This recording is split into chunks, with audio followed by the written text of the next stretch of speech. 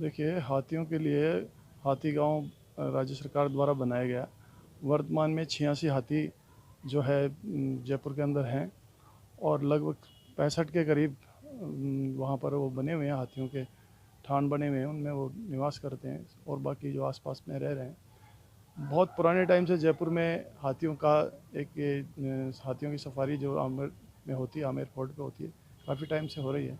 लेकिन सबसे बड़ी विडम्बना ये रही कि ना राज्य सरकार ने ना हाथी मालिकों ने कभी भी इसको आगे बढ़ाने का प्रजनन करके इनकी संख्या बढ़ाने के बारे में नहीं सोचा।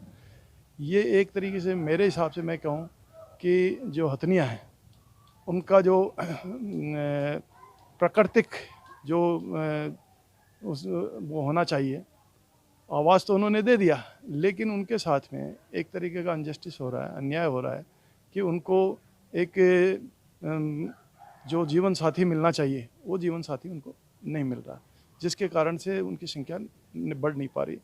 और इसके लिए राज्य सरकार को प्रयास करना चाहिए और वहाँ पर हाथी जो है कम से कम जैसे 86 हथनियाँ हैं, तो कम से कम 5 हाथी वहाँ पर होने चाहिए ताकि वो उनमें प्रजनन के लिए वो कर सकें। और जब तक उनके साथ में जो है प्रजनन की क्रिया जो नहीं होगी, तो ऐसे में धीरे धीरे ये विलुप्त होते जाएंगे और एक स्टेज ये आएगी कि यहाँ हाथी नाम की कोई चीज़ नहीं बचेगी। तो कई प्रकार की बीमारियाँ पैदा हो जाती है। यहाँ भी कई हाथी जो हैं वो बीमार है, किसी की आँख कमज़ोर है, तो किसी को टीबी की शिकायत है।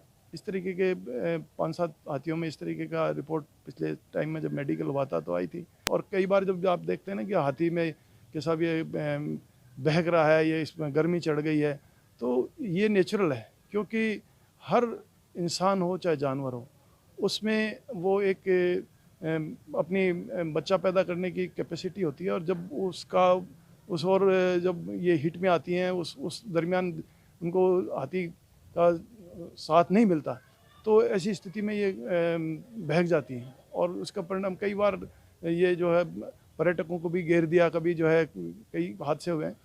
पहले यहाँ हाथी थे, यहाँ प्रजनन भी होते थे। जयपुर में कई बार हाथियों ने जो है बच्चे दिए हैं, लेकिन पिछले करीब 20-25 साल से सुनने को ही नहीं मिलता कि अमुक क्षेत्र में कहीं बच्चा कोई पैदा हुआ है। देखिए 2010 के अंदर ये हाथी गांव जो बसाया गया, सिर्फ हाथियों के लिए बसाया गया। और ये 120 बीघा के अंदर आमिर के नज़दीक ही ये हाथी गांव बसाया गया। 2010 से उसके बाद से ही सारे हाथी जयपुर के जितने भी हैं, वो जिनको यहाँ पर थान अलॉटमेंट हो चुके हैं, वो सारे हाथी यहाँ पर रहते हैं।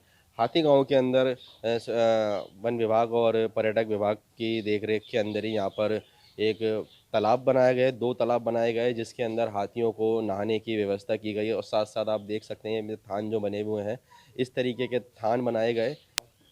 देखिए प्रजनन के लिए अभी यहाँ पर एक ही हाथी है और बाकी सारी फीमेल्स एलिफेंट्स हैं, क्योंकि इन हाथियों का भी एक अट्रैक्शन होता है एक दूसरे के अगेंस्ट, क्योंकि कौन सा नर हाथी किस मादा हाथी से अट्रैक्शन होता है। तो प्रजनन की क्रिया भी उसी तरीके से होती है जैसे कि एक ह्यूमन के अंदर होती है कि कैसा किसके साथ अट्रैक्शन है। और हम ये आशा करते हैं कि आने वाले समय के अंदर यहाँ पर हाथियों की संख्या बढ़े, नर हाथी भी आए, मादाओं के साथ रहे और प्रजनन क्रिया भी यहाँ पर हो।